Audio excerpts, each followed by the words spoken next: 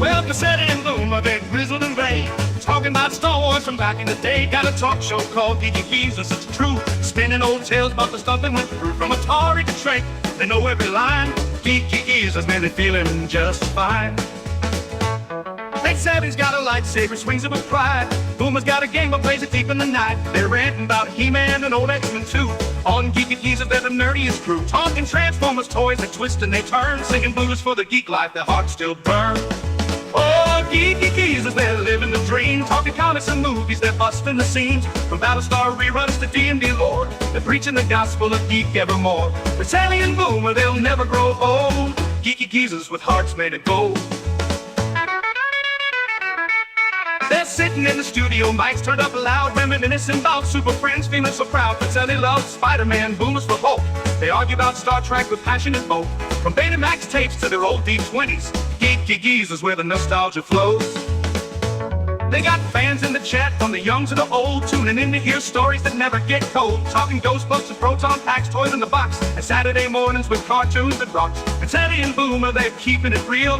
Geeky Geezers with that old school feel. Oh, Geeky Geezers, they're living the dream, talking comics and movies, they're busting the scenes. From Battlestar reruns to D&D lore, they're preaching the gospel of geek evermore. Pacelli and Boomer, they'll never grow old. Geeky Geezers with hearts made of gold. They're singing the blues for the games that they play, for the VHS tapes and the arcades that pray. But the spirits are young, though their hair's turning white. Geeky Geezers keep the nerd fire alight, so tune in each week to the Geeky Geezers show, where Pacelli and Boomer let the good times flow. From X-Files to X-Men, they're dropping the news, singing praises of geek life with them old blues. Pacelli and Boomer, forever they'll be. Geeky Geezers living wild and free.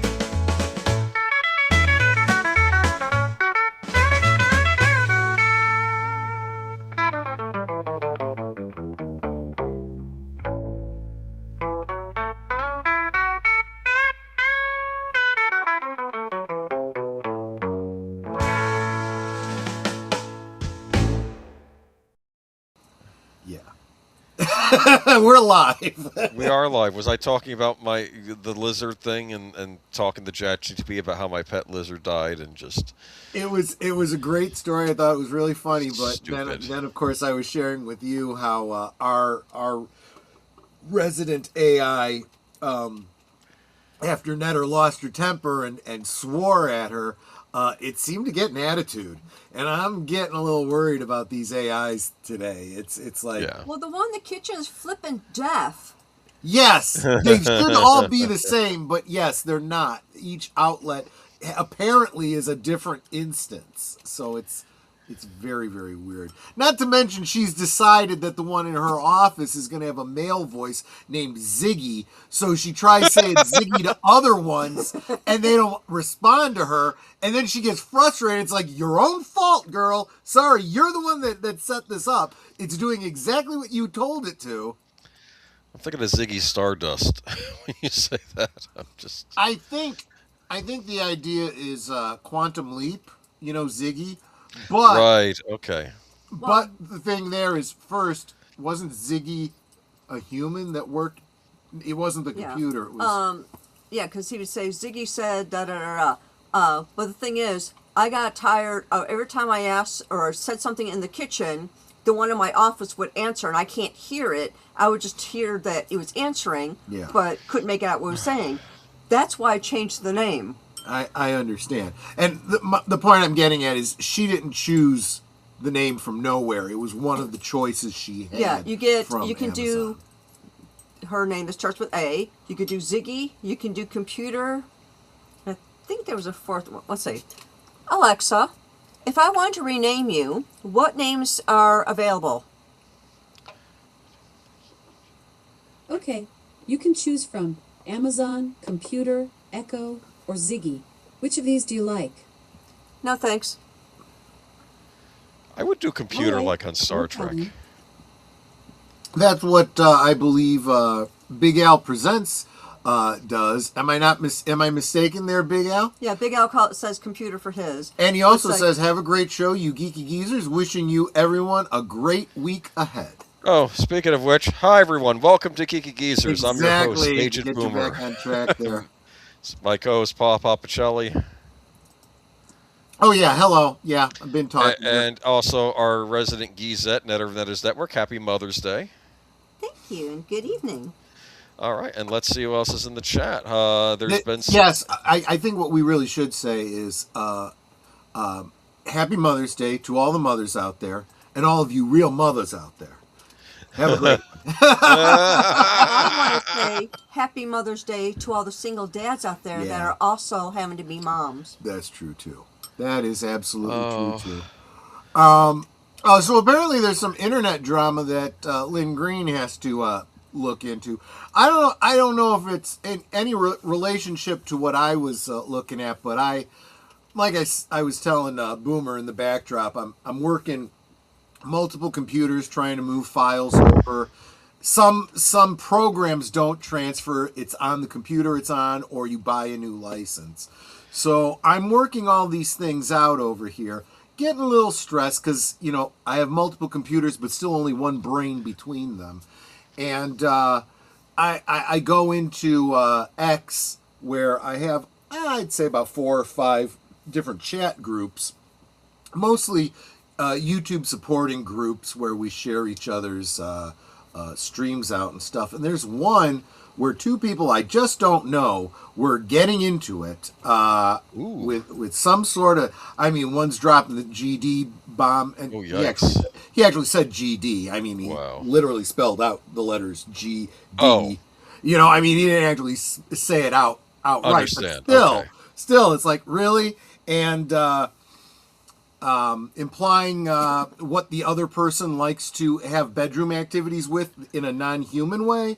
And it was just, and I just typed in, can someone please remind me what this group is for, because I'm getting ready to bounce. I'm sorry, I am just too old and too focused on other things to deal with other people's drama. I have no interest. I know there's drama with a certain couple of YouTube personalities going on right now that are, I don't know if they're adjacent to us necessarily, but similar circles. I'll say that. But I was unaware because I'm just not paying attention. It's not something we've ever been on their show or anything or talked to these people. Gotcha. I'll tell you who it was after the show. Okay. Because I don't necessarily want to get involved, at least not even before knowing what the full beef is about. But what we Ruby really Who? should focus on, though, yes, is Ruby Who. Thank you so much for dropping a Netters Network membership that went to Jonathan Conroy, who always comes on my channel to say, hit the like button and enjoy the show. And yes, please do that in honor of Jonathan Conroy. In fact, if you're going to hit anything, make sure you're hitting the subscribe button on Aged Boomer's channel, because we're trying to get him to 500 subscribers. Yeah, if you're not subscribed, go ahead and hit that subscribe button and hit the notification bell as well. This pretty lady is right here in the chat. Welcome, Netter of Netters Network. She starts out by calling me the love of her life, which, I feel bad about, because I feel like she could have done way, way better. But I think she's making the most out of her life choices, and I super, super appreciate that. She's also saying like, share, subscribe, leave a comment, become a member, give a gifty. She's saying that in general, we need to get Aged Boomer to the point where he's got at least 500 subscribers so that he can start receiving gifties and memberships. But we have some other people in the chat, and of course, for 0.7 cents a day, that's not a lot of money, is it? That's absolutely true. Like this Find Aged more on your Boomer couch. guy. Yeah, right, exactly. Hello, Big Al. Here's Aged Boomer saying hi to Big Al. Who do we have? Daniel Berry, Sports Highlights. What's up, Chad? Happy Sunday. Happy Sunday to you as well, Daniel How Berry. are the sports these days? I don't know. I'm sure there's still sports ball happening. That's what I've heard. Connie Cleary of Fluff Chick Productions, welcome. Good to see you. Oh, I remember watching a YouTube video about a guy who was a sports fan. I think he was trying to catch, I don't know if it was baseball games or basketball games, and he was saying that the way everything was rigged up, when he subscribes to a service, he can't get his local games, but then he couldn't get his local games because he didn't have this thing. And it's like, I just want to watch my sports Yeah. ball. And it was just all because of streaming and licensing and other things. Like, it wasn't available in his area, even though it was his local team that he wanted And to that watch. makes me so angry that that's exactly why people take to the high seas. So screw all. Oh yeah, I even saw that Jonas J. Campbell said on X. He's like, can someone please explain to me why I can't find something of the Seeker, Adventure of the Seeker, or Tales of the Seeker, or whatever it is, some series.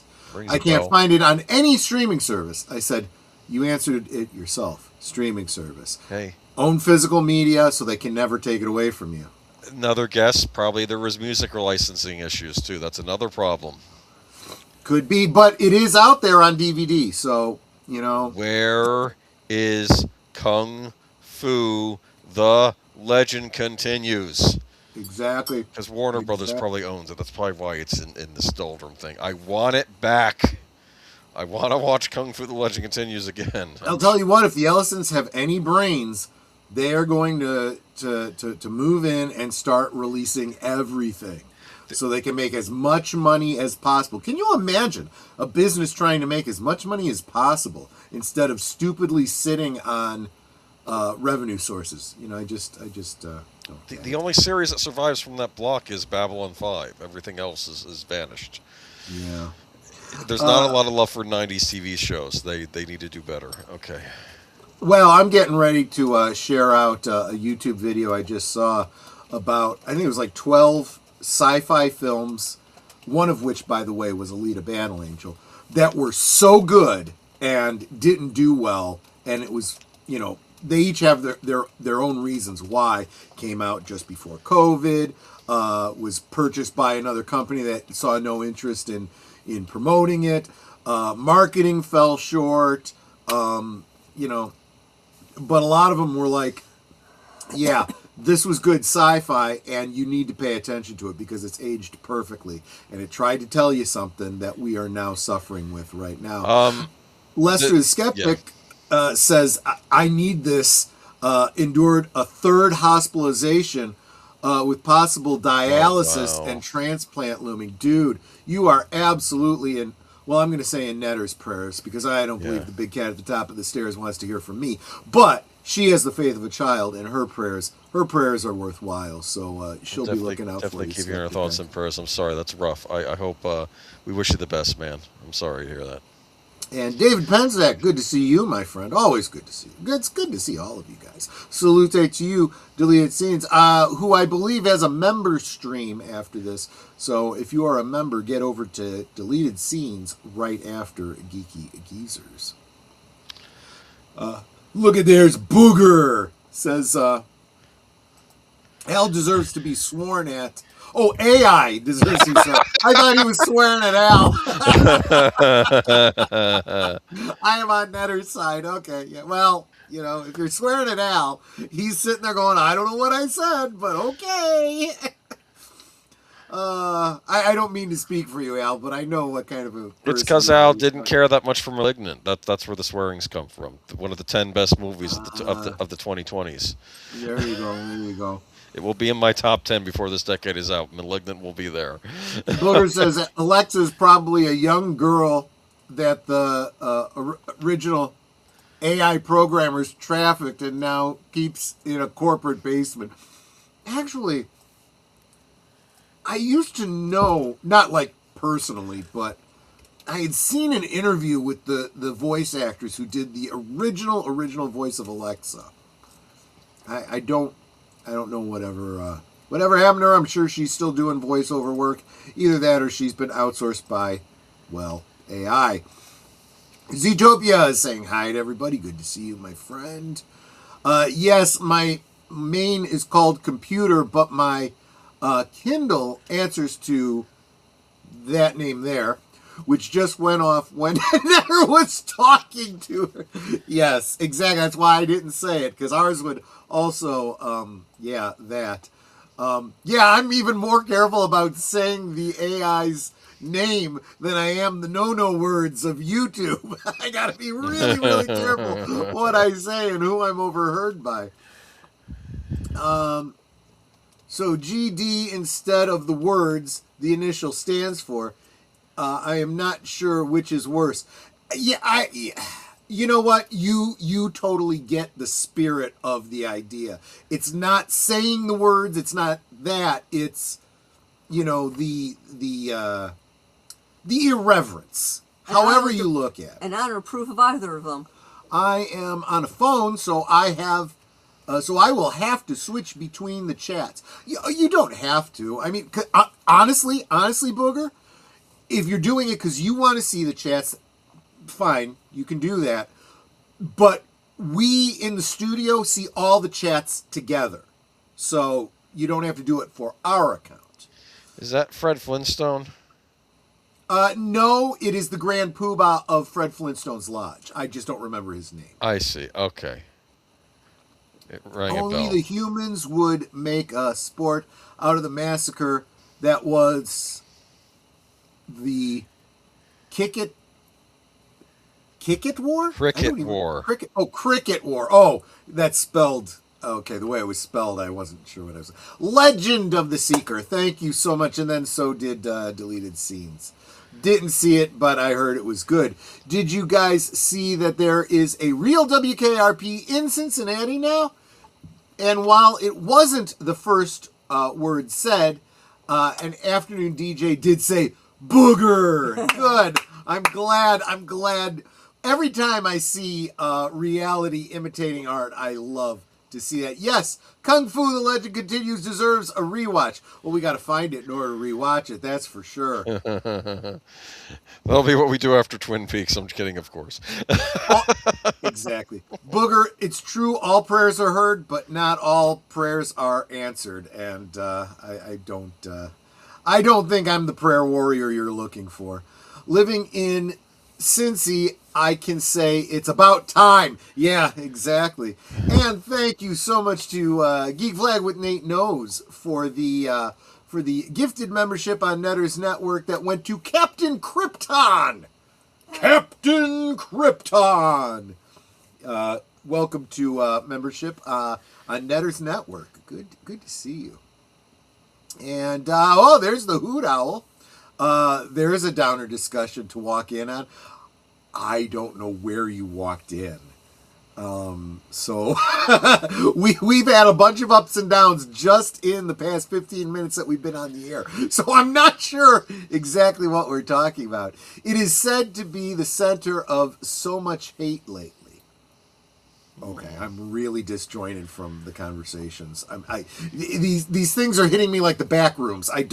They're disjointed from my perspective. Like, share, subscribe, comment, become a member, and if you're going to give a super chat of $5 or more, why not gift a membership instead to make our family grow? Show Netters the love, like Nate just did. Absolutely, having forbidden words is how they usher in newspeak. No, you're absolutely right. And Yep. people that didn't pay attention to 1984 or the original Animal Farm, really need to revisit those original versions and not these Orwellian versions of these. Anyway. And what I meant about moving through the chats was that to share the wealth between the channels to keep the bots happy. I dig it. You are see I love that.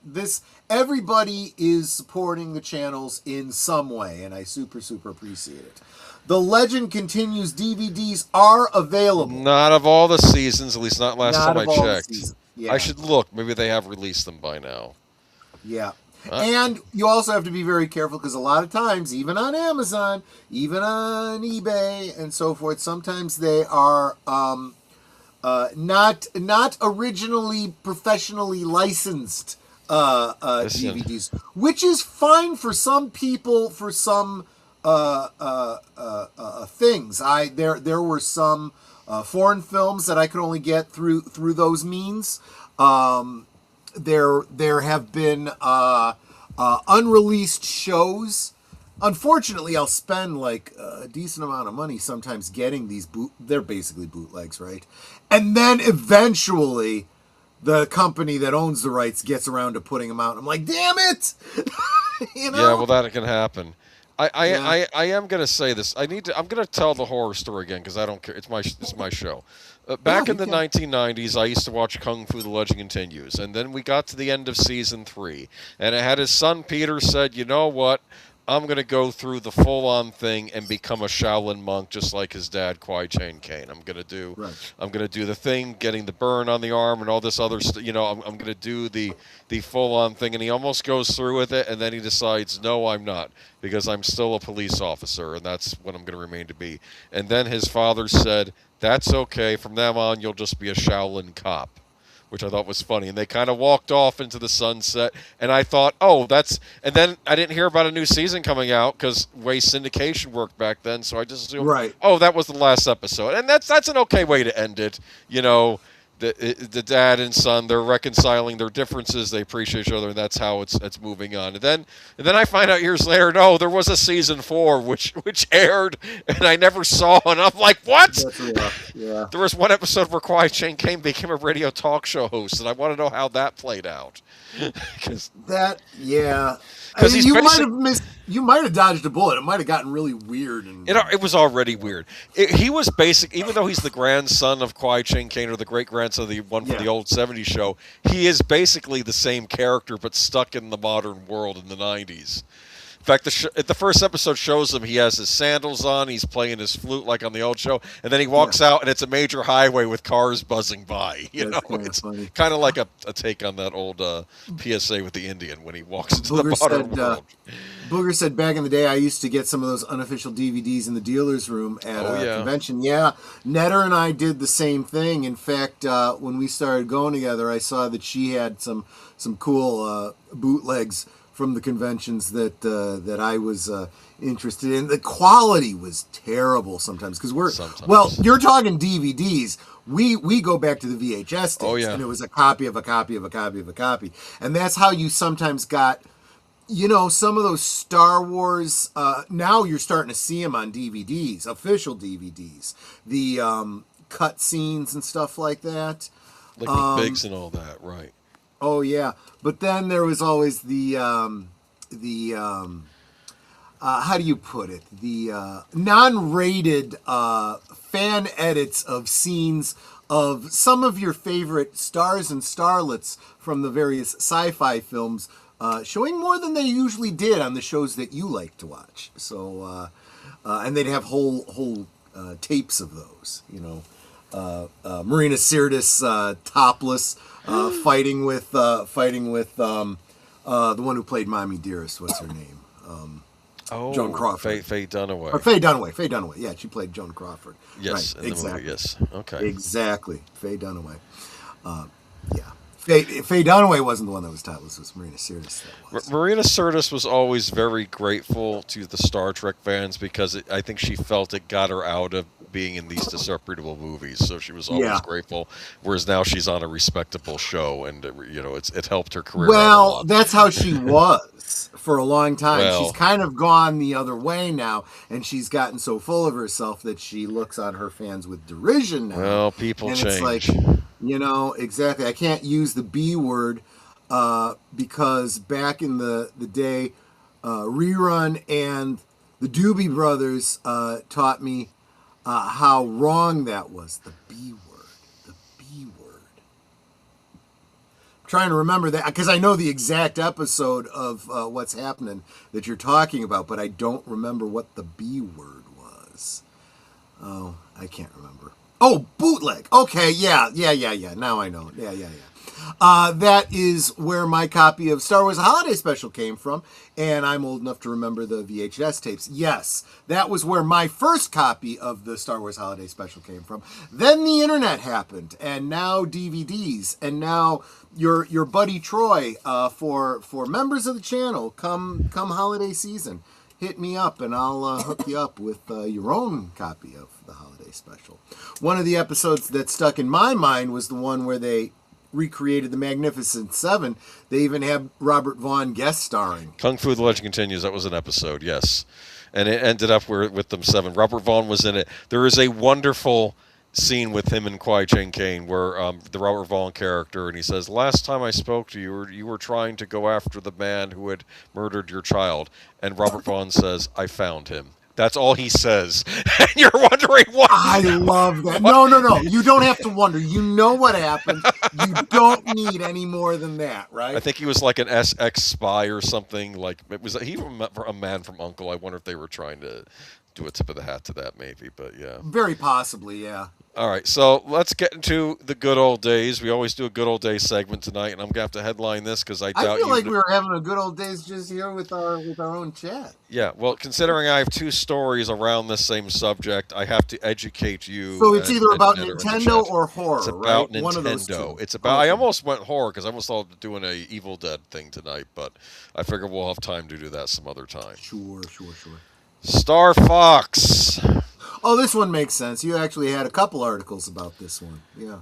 Revolutionary Super FX microchip creates special effects like never before. This came out on the Super Nintendo in March of 1993. I was happy with my Super Nintendo, but my what was it? My brother had a job as a working at an electronics boutique. And he had to. They were having a Star Fox tournament, so he brought a copy of the game home to try out. I had seen this game previewed in Nintendo Power, and I was like, "Not for me. Don't care. I don't know why there are these furry animals in this thing. Not interested." He brings the game home. I gotta interrupt you here because I have something to share at exactly this point. Yes. I had no interest in anything on Nintendo. I didn't have it. You know, I wasn't a console type. Yeah, guy. you like PCs. Gotcha. But I did see some adverts for this. I think they were print ads. Yeah. And I heard one of my friends was talking about the lore behind this. That thing about the microchip and the Fox and stuff. And I was like, man, that actually sounds kind of interesting. I'm not going to go out and buy a Super Nintendo just to play this game. I don't think I even want to play the game, but you know, this is how I've kind of been with a lot of video games. It's like, I'd love to know more about the lore about this. But this was back in the day before there was interwebs and, you know, chat rooms and wikis. So I was kind of out of luck on that. Now, while this was published by Nintendo, a Japanese company, I believe it was a British software developer called Argonaut Software that made this for Nintendo. And oddly enough, it wasn't called Star Fox in England. It was called Starwing because in England, Star Fox was a name of, I think, a product they sold over there, so they couldn't call it that in England. It's weird how names work. Yeah, that makes sense. You don't want brand confusion. North America was called, and this was the first game that used the Super FX chip, and this was my first introduction to 3D worlds featuring polygons. By the way, those are more of the puppets. I'm having pictures of these because they're relevant later on. They were advertising these puppets, and there's Fox McCloud. I want to say that the theme of this game, if I'm going to try to sum it up, it's Star Wars meets Top Gun. I think that's how I would describe this. He's an ace pilot. Which is probably part of why I took a little bit of interest here, because it was... I can't remember if it was right around that time or it was definitely after. They had games out like Wing Commander. Yep. And, of course, X-Wing and TIE X-Wing Fighter and so forth. Yeah. And so I was very much in, kind of fired up about those kinds of things. And then you think about the movie, the movie Firefox with Clint Eastwood. Oh, I wonder if that's why they called him Fox. I wouldn't have assumed that there was a connection between them, but you know what? It's entirely possible. But here are the 4 main characters. Fox McCloud, Falco Lombardi. He's a bird character with a bit of an attitude. Peppy Hare. He speaks with like a country accent. He's older. And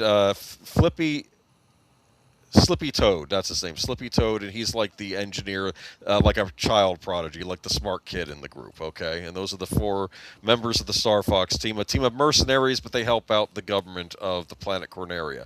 And we have our chat helping us out, too, because they're sharing their perspectives. Booger says, Star Wars meets Top Gun. but with furries. Now, I want to explain something to you. Wait This a came minute. out before I even knew what that was, okay? And I myself was No not one's that interested in accusing playing you of anything. as anthropomorphic animals, but I fell in love with this game when I played it. It was the only space fighter that lets you recreate the final battle of Independence Day with the longest time. That's the follow-up. We're going to talk about that, too, yeah. This is the original on the Super Nintendo. There's the Nintendo Power cover.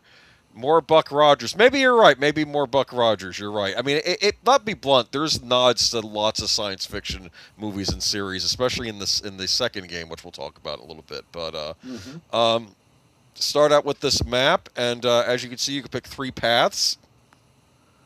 Sector Z. Even though they're these animal characters, it kind of takes itself seriously. Like this is like a real space opera. Plot of the game: there's this evil, maniacal scientist named Andros. He's of course an ape. A lot of the enemy characters in this game, especially in the sequel, they're all played by apes. He was exiled to the deserted planet Venom after turning the main planet in the system into a near wasteland. They exiled him basically, but. Sure. He built his forces on Venom and is now using them to attack Corneria again. And only you and only the Star Fox team can stop him. Well, I guess there's the regular army too, but they're losing. So I guess that Fox McCloud had a father named James McCloud. In the original game, he got lost in a black hole, so he took over the team for his father. He's like, is he any relation to Connor and Duncan? I used to make that joke all the time. I'm Fox McCloud of the McClan McCloud. You know. Exactly right. The reason why this game was significant for me, if you see a look at those spaceships, those fighter planes, this is early polygons, 3D modeling, which I'd never seen in a video game before. I'd seen games like Another World, also known as Out of This World, where it was like a side-scrolling adventure game where it kind of used the polygons, but I never saw like almost 3D worlds. And it ran at like 10 frames, if we're lucky, it was 10 frames per second. Very slow. But what was cool was things in the background would get larger and larger and larger, and you could fly into them. There's one scene in this game where there's this big battleship, and it keeps coming closer and closer, and then you're flying right into it. And I'd never seen anything like that before, and I thought, this is the future of video games. Which I wasn't completely wrong on that. But It's only gotten better. You've gotten more and more polygons and well, everything's polygons now. Your vectors. Fallout game, I believe, is completely polygonal world now, right? The one you're playing now. And you walk It around absolutely is. There's no doubt about it. The problem is that you put too much in one area, and the frame rate starts to drop and drop and drop, and then it just crashes. Well, that's the funny thing when you play this game. The frame rate is just. I didn't mind it at the time because. Go ahead. I was just going to say, this is why Netter tells me that I need to play my games like Jesus would play games. How does Jesus play? Jesus saves. See? I gotta play like Jesus. I have a joke about that refers to Moses in the same line, but we won't mention that here. Okay. But anyway, so here we go. But here you go, 3D play field, and you would fight these bosses. When the animals would talk to you, it would be like this, blip, blip, blip, blip. And like it's this jumbled talk, right? But again, very basic graphics. But I was loving this game in the summer of '93. I requested it for my birthday that year because I'm like, after testing it out, I'm like, I need to get this game. And I thought Polygonal Outlaws, very funny, man, Booger 4418. What was interesting was, in Nintendo Power, they gave you a little model of the Star Fox Air Wing, which you could fold, and you would fold the paper into the model airplane. But the reason they had you do that, it was actually to show you, the reader, how the polygon models were created in like the computer. Do you understand? It was like folding paper. That actually really is very clever, because then, I mean, this works on a couple of levels. First, you have a physical representation of it, in your hand. It helps you to conceptualize it, because sometimes these very low polygon type early graphics were, sometimes it's like, which direction is that even facing? Stuff like that. Yeah. And think about it. Think about what's the basic thing you make in this. You can make paper airplanes. In fact, there's a joke of that in this game where you go to this one zone. Let me show you. That's the final boss you fight. That's Marlon Brando. There you go. Yes, it's very Superman-like, isn't it? I didn't think about that. Yes, exactly. And then, of course, this is a goofy stage that they threw in there as a joke, and I forgot the ships you fight in this stage. I forgot they're paper airplanes, like they're these little paper Nice. airplanes, and like you shoot the slot machine, and if you hit it right, you get coins and stuff. It's a ridiculous stage, and then eventually it just rolls the credits like. We know this stage is a joke. It's just in there for fun. Do you That is understand? funny. But That it's is absolutely funny. it's kind of neat. So summer of '98, you know, Boomer. Summer '93. I've always said that I'm no Boomer, Oh gosh. but the kids would think I'm a Boomer because they don't know what these games are. No one's played. Yeah, these he Star doesn't mean Fox. literal boomer. He means okay boomer. That's what We're gonna do a meme night on Friday, and we're gonna talk about memes. I think that has to right, happen that at some makes point. sense. But later on, of course, when I got the Nintendo 64, which was an entire game console based on the idea around creating 3D polygonal worlds, with games such as Super Mario 64 and Pilot Wings 64 coming out for it. I said I was thinking at the time, I know they got to do a Star Fox game at some point because that was the game that pioneered this stuff, and I wasn't wrong. Later that year, the following year, the summer of I believe '97, we get Star Fox 64, and I do want to point out that I feel that Nintendo 64 cover art is hideous and it never looked good. I don't know why. Includes Rumble Pack. Now, do you know what I remember Rumble Packs. Yes, this it, now? it vibrates to give you the impression of getting hit or whatever. Yep. Force feedback, and I don't want to say Nintendo was first because I never quite know, but yeah, I think they were first with this. I think at least as far as it on a home console, I think they made this Rumble Pack, and you came with the game, and you plug it into your controller, and you get the force feedback. And they started using it with all the games afterwards. And Sony, Nowadays they have them built into gaming chairs and stuff like that. oh, really? That's interesting. But yeah, this was a pioneering thing. And Sony quickly, when they made their DualShock controller for the PlayStation later on, they put Rumble in it because. I mean, I don't pick on companies. That's a good idea, so rip it off, you know. But it's.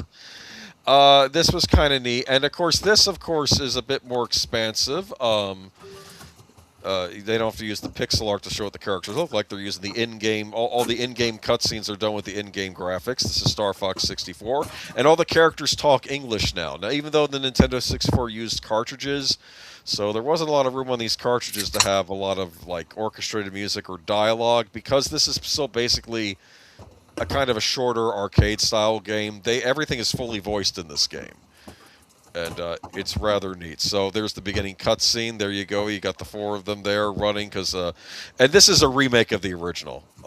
I got to be clear on this. This is a remake of the original Star Fox. They basically started over from scratch again.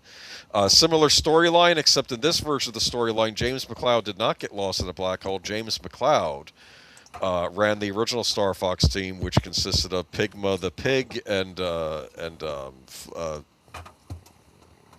whatever the rabbit's name is, Peppy the rabbit, and it was James McCloud. And then Pigma betrayed the team because he was working for Andros, and James ended up getting killed, and Peppy's the one who escaped to warn the planet. Those are some pretty serious plots. I mean, my gosh. And that was this big thing, and you get this little prologue, and I love the narrator in this game. I don't know if he ever narrated anything else, but he's very serious when he's explaining it, and it's all serious, and yet it's all these animal characters, and they sort of have animal characteristics sometimes too. But it's just kind of funny. Graphics are much improved. This was kind of a tour de force of the Nintendo 64 at the time. I really enjoyed this game. Had a good storyline, and there are a lot of references to other science fiction properties in here. There's I'm not surprised. Yeah, you fight Gundams like mobile suits in one episode. Another thing, you fight a ship that reminds you of one of the Borg cubes. Oh wow! Because Andros just has the best of everything that he's throwing at these, the evil Emperor Andros. Another thing I loved about this game, you also got other vehicle in this game. You could drive a tank in one area. You could go underwater in another area. This is where I was kind of like, guys, stop dipping away from the formula. I'm in a plane. Come on. But it's still, at least you're shooting at things. You know what? This not only has the early low polys, but it also has the early low res skins. Those are just rectangles with some sort of a JPEG, wraparound. Oh yeah, oh yeah. But a vast improvement what we saw on the Super Nintendo. Oh Still, yeah. This was and of course, I couldn't get a good picture, so I just said this. There's another team of mercenaries out there in addition to the Star Fox team, and they're called Star Wolf. And of course, the head of their team is a wolf with an eye patch on his head. And there's a lizard character who speaks those clipped British accents, kind of like the Imperials did in Star Wars. Exactly. And then there's Andros' dim-witted ape nephew who talks like Vinnie Barbarino, and of course, and Pigma Dangar, the pig that portrayed the original Star Fox team. He's on this team too. And when they're attacking you during certain segments, Pigma will say to you, "Hey Fox, your dad screamed real loud when he died." Things like that. Just. Yeah. I don't know. This was a lot of fun, and it was a big love letter to science fiction stories or space operas. There's their final boss you're fighting. I don't know why Andros is this huge head. Maybe it's a robot he's operating. I don't know. But anyway. I don't know. It's kind of neat. And it's funny when you run into the boss characters because now they have pilots of the ships and they yell at you and Sure. you'll like this. Like when you defeat one of the characters, he yells out, "My Emperor, I have failed you." And then Fox says, "Sorry to Jet, but we're in a hurry." And then the ship blows up behind him. And I really enjoyed this game. And you run into other characters. And it's weird because it takes itself seriously, but not too seriously. That's the point. Maybe in the same vein that Star Wars is. It takes itself seriously, but not... There's certain things that just made me smile, though, like the fact that there's a Star Wolf team and there's a wolf running it. For some reason, I had it in my head that the wolf had a German accent, but then when I rewatched the videos, he didn't. But, but it's just... Anyway, it was a lot of fun back in the day, and that's Star Fox, and they re-released this again as Star Fox 64 3D. They tried doing other Star Fox games that were more miss than hit.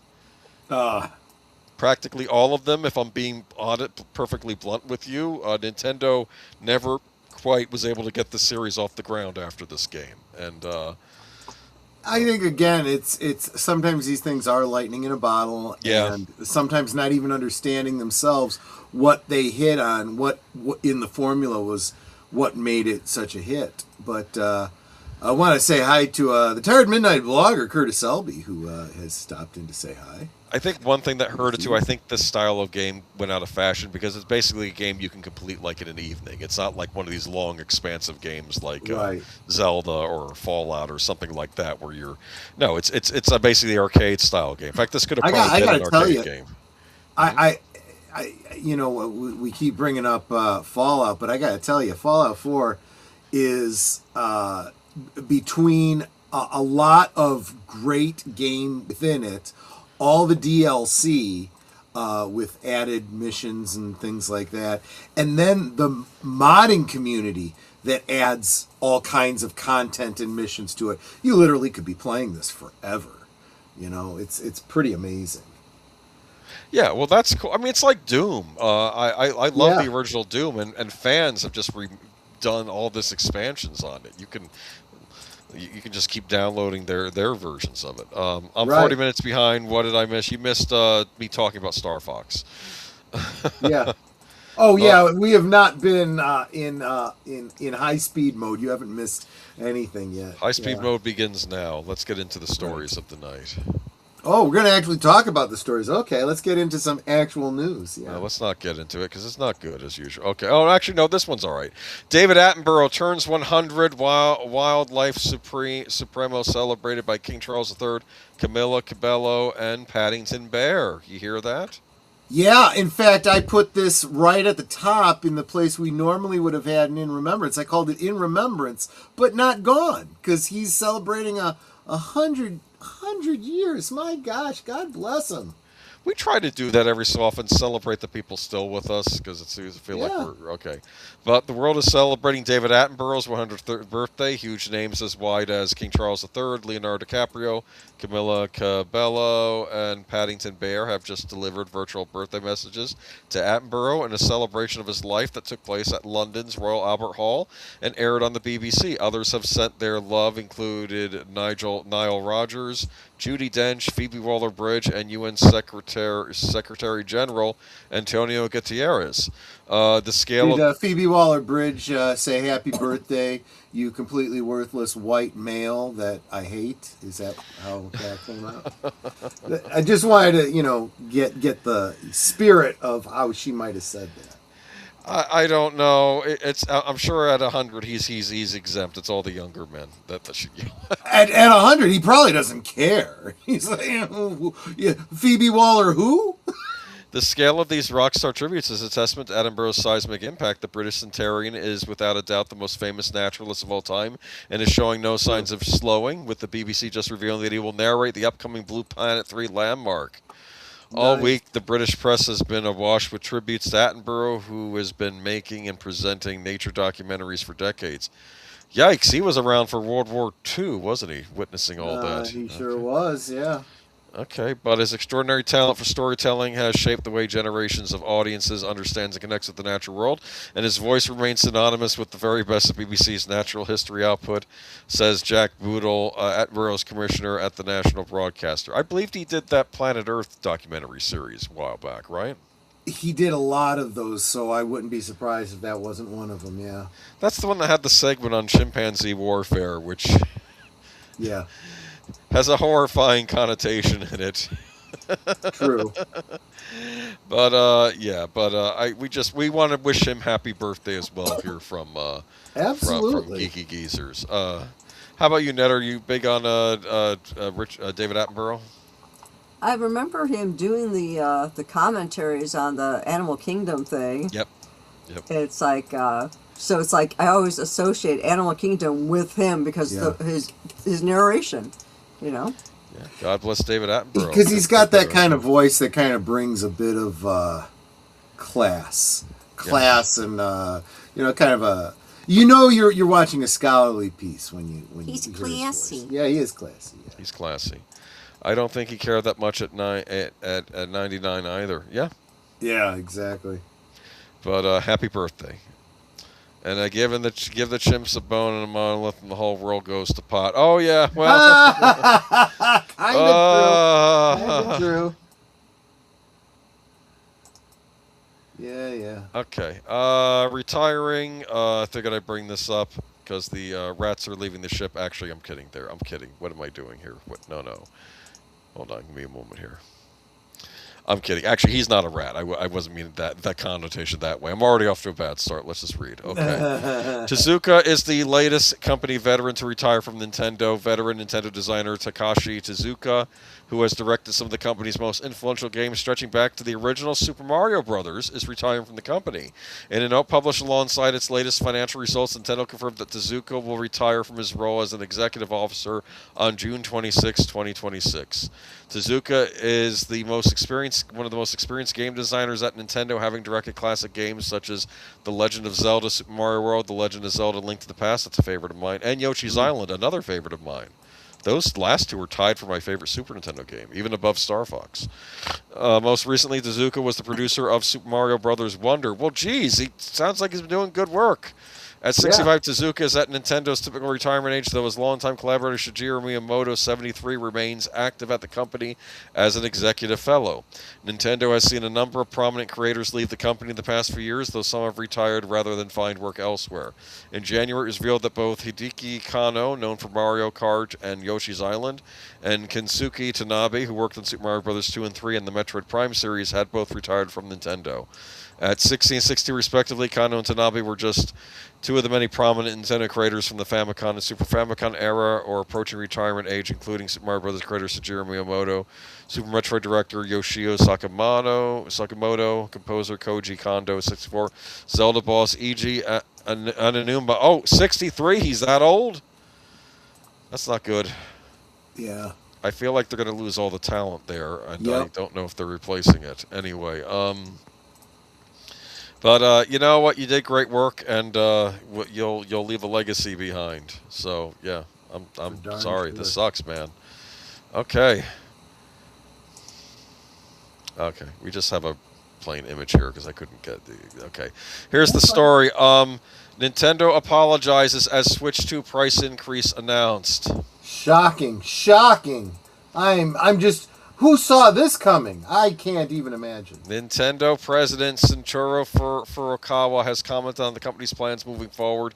In light of today's price increase announcement for Switch 2, the company intends to raise the console's price worldwide. For example, in the United States, it'll be going up $50. Price changes will be going into effect mostly in September. That'll be happening as early as this month in Japan. They're increasing in Japan, too. Speaking during our financial results briefing, Furukawa said Nintendo will prepare a robust software lineup to enhance the Switch 2 ownership value. We will work diligently to overcome this barrier. Basically, we're going to create lots of great games that'll make you want to pay the extra $50. That's what I'm assuming he's saying. Well, they sure as heck better. That's the only thing I can say. Furukawa also apologized to consumers for the price increase. His additional comments are as follows. We sincerely apologize to our customers for the considerable inconvenience and trouble this will cause. While we wanted to prioritize wide adoption, it was challenging to bear the rising costs over a long period. The new pricing does not fully account for all cost increases. They're not doing so hot. Nope. I don't know how bad they are doing, though. Okay, let's go into the next article, too, because this was actually kind of a pre-article. Let me get into this. Hold on. Nintendo stock hits longest losing streak since 2016 as investors demand Switch 2 price hike despite Pocopia and Mario Galaxy. I think those two games were successful. Pocopia, I guess, is sort of like Farmville with Pokemon. That's my or maybe the better analogy would be Animal Crossing with Pokemon. But yeah, this was before we heard about the price increase. Today, Bloomberg's Tech and Request newsletter covers a thorny subject. Should Nintendo raise the Switch 2 pricing in response to the current economic environment and the ongoing memory shortage? Sony did across its entire PlayStation ecosystem. Nintendo, on the other hand, has maintained its steadfast so far, but Bloomberg points out that investors aren't quite happy with the strategy. The company's stock has been on a steady decline for 5 consecutive months, marking the longest sustained decline in Nintendo stock since 2016. This is despite the Nintendo Switch 2 continuing to sell extremely well, not to mention the success of games like Pokemon, Pokopia, and the Super Mario Galaxy movie. So what's the issue? Bloomberg says investors are deeply concerned that the Nintendo Switch 2 is not very profitable at its current $450 price point. I might want to point out that maybe the reason it's not selling as well as it is because you were bricking consoles! Well, there's that. That's a big part of it, yeah. Which they shouldn't have done. No. I don't know why they were doing that. I don't know if this president understands that that was not well received. On Friday, during the company's latest quarterly earnings, Nintendo President Shuntaro Furukawa expected to address the pricing issue once again. Yeah, he did, and he said it's going to increase. Yeah. I don't know, man. I miss the old days of Nintendo because I don't know if they've always been public. I don't know if they always were. I think once your company goes public, the investors start dictating what you do. And I don't think that helps because I know in the past when Yamaichi ran things, he was basically like,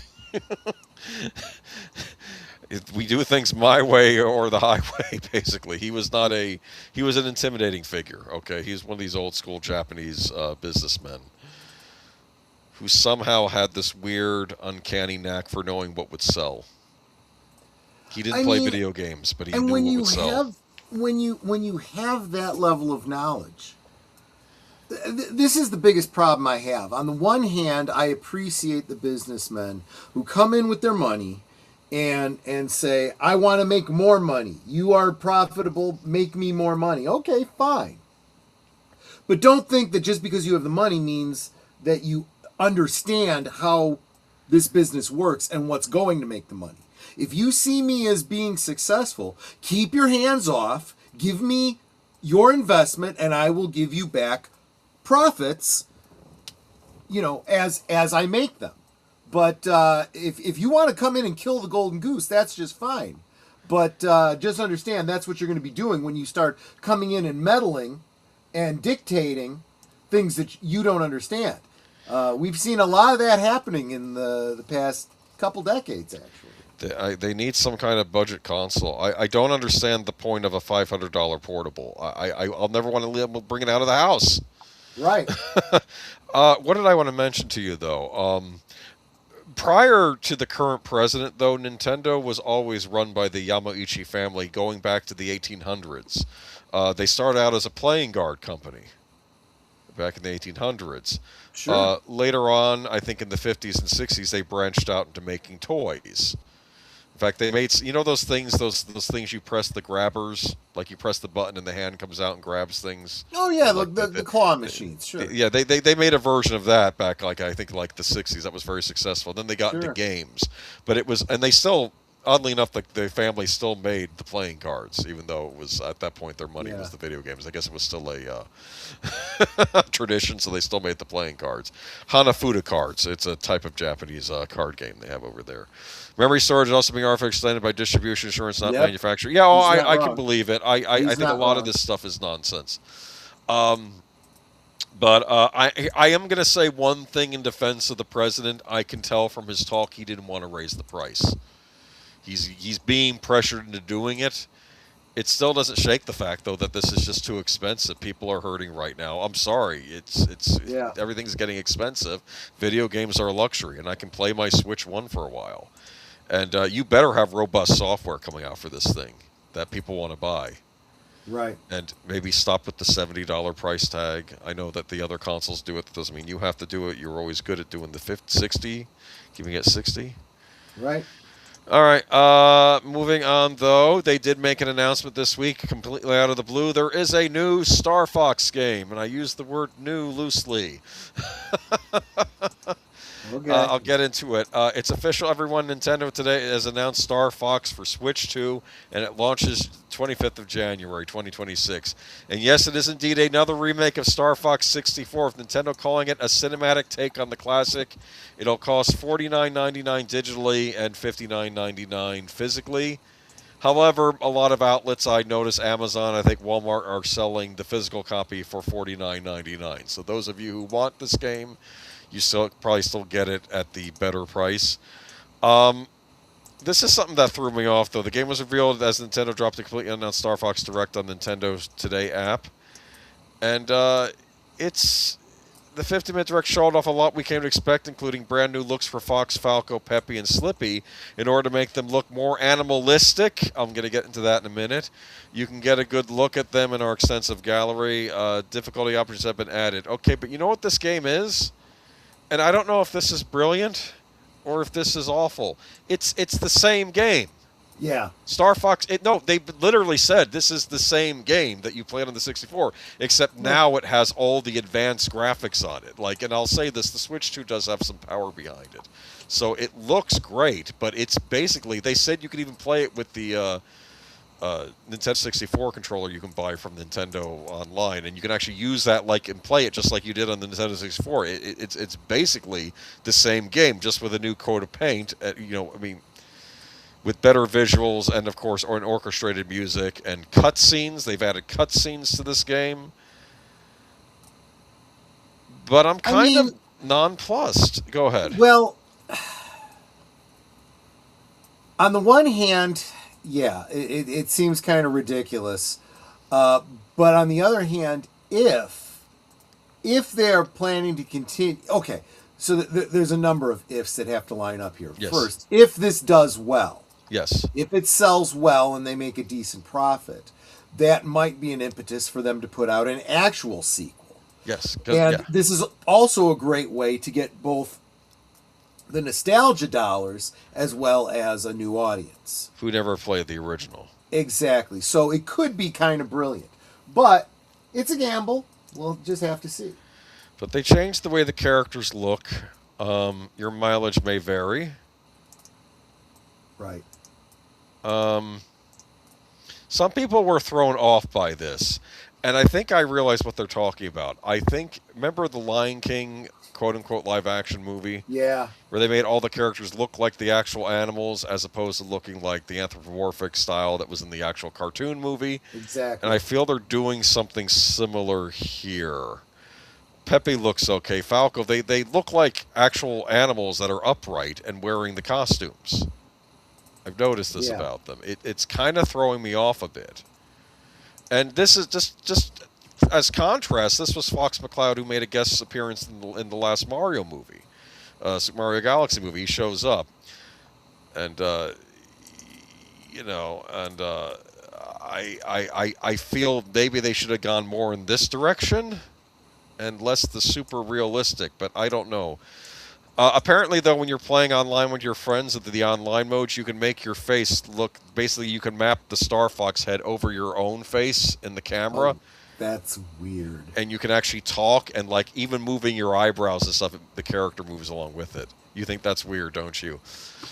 It is, but at the same time, you know, Netter and I have been looking at my own gameplay on Fallout 4, which is a fairly old game. Yeah. You know, and I'm like, you know, there's so much they could do with this now.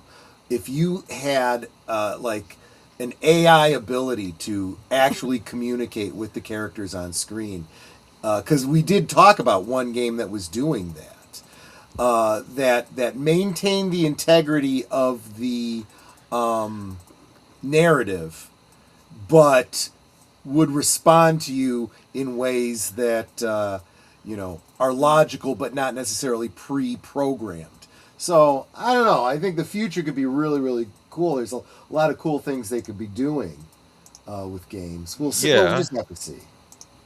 I mean, well, there was talk with this instance with the camera that maybe it might be something a certain segment of the population would be into, or maybe not be into, because these don't look like the cute or cuddly anthropomorphic characters. They're like, it's True. like if a fox was walking upright and talking. Right. I mean, I just don't.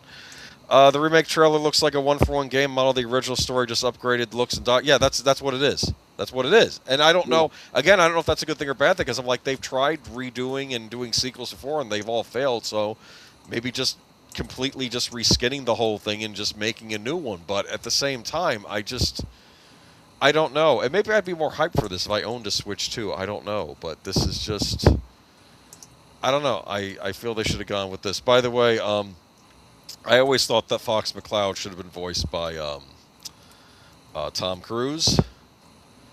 I could see that, sure. They couldn't get Tom Cruise for the Galaxy movie, but hold on. I wish my You know who else they should have got? They should have gotten someone with a Scottish accent. very Could have done funny. it. Yeah. Very funny. Oh, what's his name? Just So the he could actor. be Fox McCloud of the Clan McCloud, right? The That was actor, your joke. the actor who played him in the movie. I don't know. I always go blank when Glenn Powell plays him.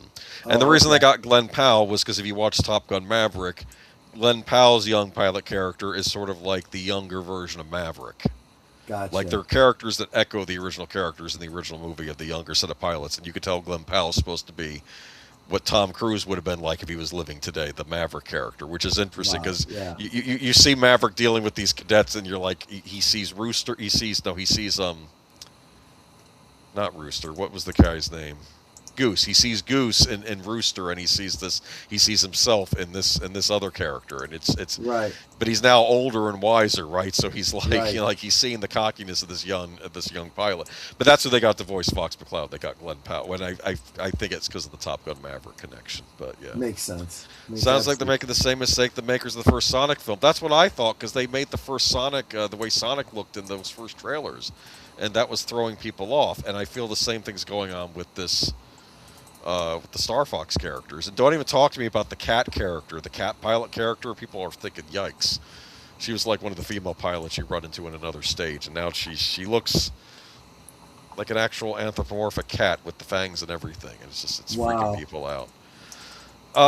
One last Star Fox related. I don't know, though. I think there is a segment of the population that would be like, oh, yeah, I'm all for this. Oh no, man!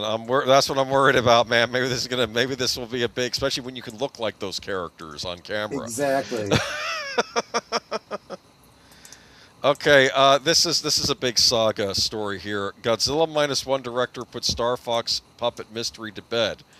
So when looking at videos and photos from the marketing campaign of the 1993 SNES classic Star Fox, one question comes up time and again: what happened to the puppets used in the game's marketing? That's what I was always wondering. Okay. It's a question we admit we've been curious about at Time Extension for a while now, and we've always wanted to see set out to answer. However, it wasn't until recently that we finally decided to embark on a mission to discover the truth, feeling we finally had the time, patience, and enough leads to potentially get to the bottom of things. Just in case you somehow unfamiliar with the Star Fox campaign we're talking about or in need of explanation, basically sometime in the early 90s, Nintendo company was ready to launch the original SNES title. It worked with an unspecified company to produce a set of live-action puppets of the original Star Fox scheme, including Fox, Slippy, Falco, and Peppy. And now there's an update to the article. Since the article went live, the puppet's creator, Takashi Yamazaki, has responded to a social media post about our investigation with additional details, including an intriguing comment that could just put the mystery to bed once and for all. The series of tweets was published on X in response to a Japanese Kirigumi cosplayer. So I guess this article made it over in Japan. It seems to suggest that our theory of multiple puppets was wrong and that only one set of puppets was actually created for the campaign, with the packaging shots simply being manipulated versions of those already seen in in-store promos. This would mean that all the puppets now being disposed that have now been disposed of, and Cuthbert was simply mistaken. In a series of tweets, Yamazaki shared how excited he was to work on the puppets, and also went into his disappointment when a longer commercial featuring them was shelved for being too realistic and replaced with one featuring game footage instead. Here's what Yamazaki had to say, as translated to us by Liz Bushouse. If I recall correctly, we photographed the moving puppets for the commercial, then touched those up and for the package and poster. I feel like we used Max with Photoshop, dividing the 2K images and processing them, then finally putting them together. Back then, I hungered for that kind of work, so I was really excited to make the commercial and send it, but it ended up being shelved. Keep in mind, this was the guy involved with the new Godzilla -1 movie now. Okay? Right. So I just thought that was funny. I don't know. So, Uncanny Valley. I never liked this picture of Fox McCloud. This also threw me off when I was a kid. I'm like, yeah, he looks a little too freaky. You know, so who knows? Maybe is that an example of the touched up puppet? Yeah, used in the ad campaign. Okay. I think I showed you like the cover for the box. He was on the cover for the box and stuff. But yeah, Uncanny Valley. But who knows? Maybe they're using the puppets as the inspiration for doing the animal-like characters. I don't know. All right, that's enough. I think I've wasted enough time on Star Fox. Here we go. Xbox. I don't want to spend too much time on this, but Microsoft CEO overalls leadership and amid sinking sales. Microsoft Xbox CEO Asha Sharma told employees in a Tuesday memo that she's appointing new leaders as the software company looks to return its video game unit to growth. Sharma moved into Xbox in February as gaming chief Phil Spencer announced his retirement. Announces retirement. That's one way of saying it. Yeah. Sorry. Okay. Let me see. And basically, 4 of those leaders that she's appointing are coming from the core AI group, overlapping with Sharma, who also came from the AI group. So she's filling the top leadership seats with the AI people. So we'll see.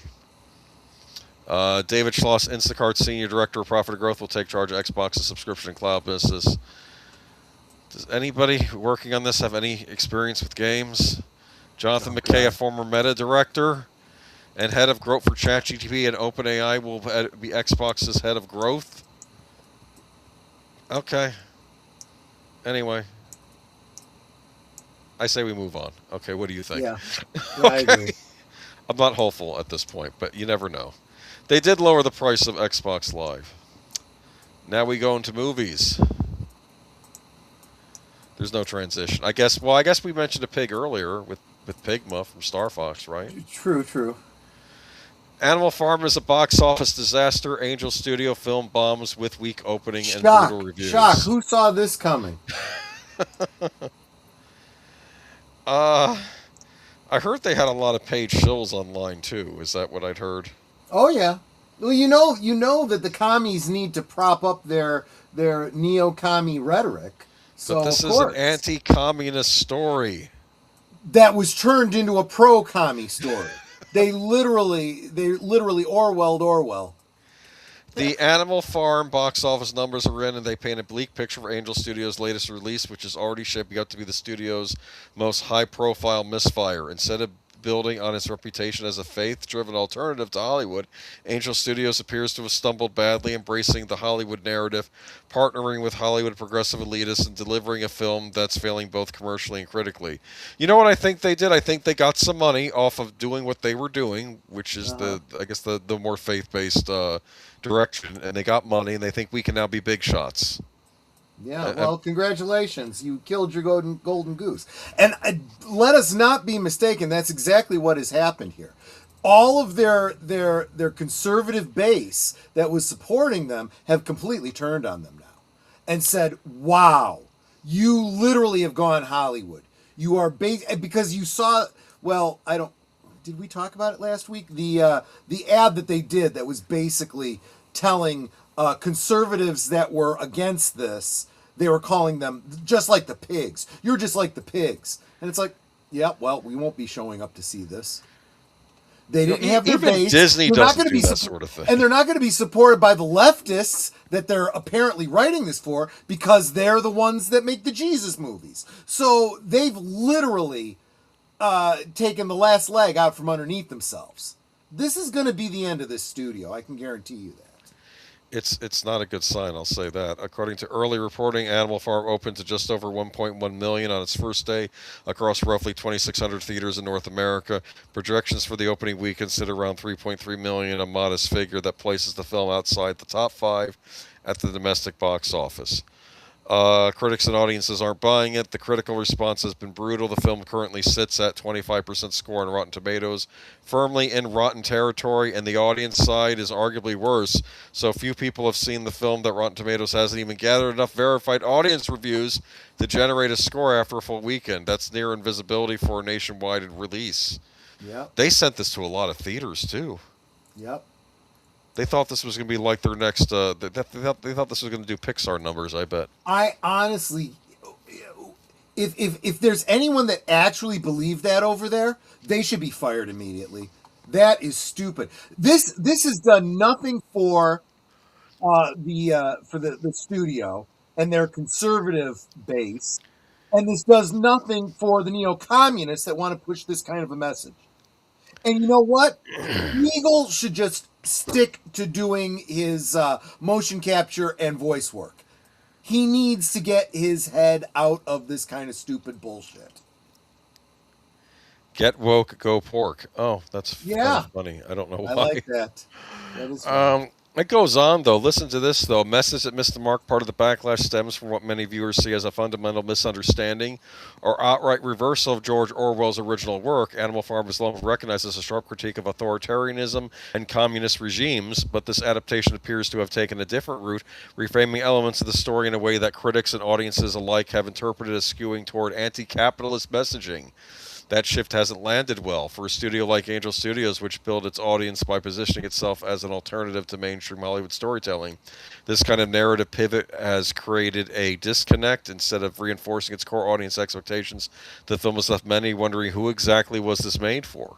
Exactly. Angel Studios versus its own audience, the situation becomes even more complicated factoring the studio's recent messaging. In the lead-up to release, Angel Studios backed against criticism by framing detractors as a quote-unquote loud minority, a line that echoes the same dismissive language used by other major Hollywood studios when facing... Talk about the whole dog whistle concept. You know, that term gets thrown around a lot, but, when it's over the target, This is one of the most ironic Hollywood stories I've read recently because, of course, what is the big thing about Animal Farm is that the pigs are going to say, we're going to be different than your farmers. We're going to be your leaders, and we're going to be different. And then at the end of the novel, the animals look in, and they see the pigs hanging out with the other elitist farmers, and they're like, they couldn't tell who was a pig and who was a man. And they're literally turning into humans, And now I feel like Angel Studios is now doing the same thing. Like, they're literally turning into what they were supposedly fighting against, right? Yeah, exactly. This is a lesson that we keep getting over and over again. How people don't get it, I don't understand. It was the prequels, right? Obi-Wan. You were the chosen one. You were supposed to defeat the dark side, not join it. And I feel like people are doing the same thing here. You literally did the exact opposite of what this movie this story warned you against. That is the most preposterous screw up in the world. That is basically the equivalent of you're playing you're playing American football. You get the ball and you run and you score a goal for the other team. You run the wrong way, the opposite way. I don't care whoever was made the decisions to do this stuff. They need to go. If you want your company to survive, I'm sorry, they just have to go. I'm even thinking they could apologize, but no, I just think they have to leave at this point. This is, I think attacking the critics. I think they could have maybe said we made a terrible mistake. Sorry, we thought this was going to be something else, but they can't even do that now because they were attacking the people criticizing this. So exactly. That didn't sit well. Longtime supporter studios marketing even leaned into tone-deaf theatrical framing of the controversy, portraying the relationship between film and its audience as a kind of a tragic misunderstanding, but audiences weren't buying the metaphor. Now they're not buying tickets either. Between the weak opening, poor critical reception, lack of audience engagement, and growing distrust among its core base, Animal Farm is shaping up for it to be a rare multi-front failure. It's not just that the film underperformed, it's that it failed to connect with anybody. Critics rejected it, audience ignored it, and the studio's own supporters felt alienated in the process. You guys need a hit, man, after this. You really need a hit. Yeah. Because no, I thought you meant they need a hitman. and I think that would be appropriate too. Napoleon only wears people clothes and eats people food for the good of the other animals. Yes, I know. Yes. I read this back in high school. I remember that. Yeah. But, everybody that knows this story is going, oh my gosh, you literally are acting out the movie in real time. Tell us you don't understand it without telling us, right? Yes. What Ivy League executive infiltrated Angel Studios. I wonder if they had a new hire over there that decided, you know what we need to do, what we've been doing, but like the exact opposite. And then the place goes out of business. I still think everybody is deflecting from the person who I think is most responsible, and that's and I can't even remember what his name is. The dingbat that played Smeagol. Andy Serkis. Andy Serkis. It really falls square on him. This is what I had heard, that Andy Serkis made it on his own, and then he looked for a buyer. Yeah. Okay? And then Angel Studios were the ones that bought it. Maybe the other studios saw this and said, no, we're not going near this. Maybe they were smart enough to know. Even though I agree with your messaging here, maybe this isn't the best optics. But here's the deal. Even if Angel Studios was thinking about buying it, couldn't they have been shown a screener of it? You would think. Someone at the company who read the book? You would expect that they would demand that before they start shelling out money for it, right? I don't understand this. Yeah, and because this is the sort of thing I would expect to wind up on Netflix, not Angel Studios. Right. If this had been Netflix, this wouldn't even be such a big deal. It's par for the course, basically. This would not end Netflix. This would be totally in the wheelhouse of the people that support Netflix. And I'm sorry, if you're not a neo-Marxist, but you are supporting Netflix, then you are supporting the neo-Marxists. Anyway, just a terrible.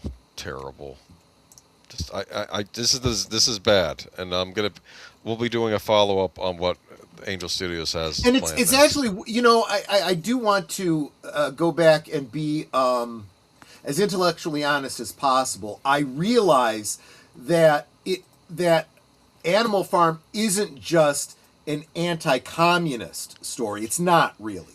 It really is an anti-fascist story. Yeah. But again, we have a whole generation, maybe two generations, that have lost track of what the difference is, what fascism really is, what communism really is. This story, the intent behind the original story is much closer to what Frank Herbert was trying to do with Dune. Trying to show you that when you deify a person or a group of people, they're gonna let you down every time. The MAGA movement is learning that hard way, real time right now. But then again, everybody throughout history has too. Well, I hate to say this. This almost ties into companies too, because I feel like there's a group of fans of Nintendo that ended up thinking they can do no wrong. Now I'm old enough to know I know when they've screwed up. Yeah. And now they when you try to talk to them, they get all angry and they say, "Oh, you're just, you know," and I'm trying to, you know. And I think most of the people in the chat have seen this as well. You see people that dig in their heels, they chomp down on nostalgia bait, and nope, I gotta watch the new Star Wars because I watch all the Star Wars. I love the Star Wars. I've got a Star Wars, you know, and the, you know, the more mature among us are going, just because they call it Star Wars doesn't mean it's Star Wars anymore, buddy. That's true. Sorry, you know. Gremlins was in the news. Yeah, I found this very, very intriguing.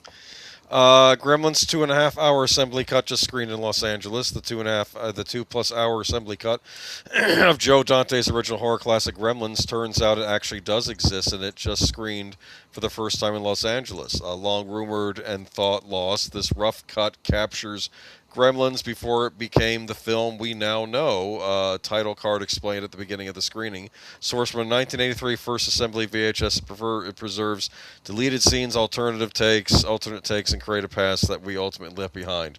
The Hollywood Reporter's Boris Kitt writes in an article published this weekend, it's a version of the movie not seen since 1983.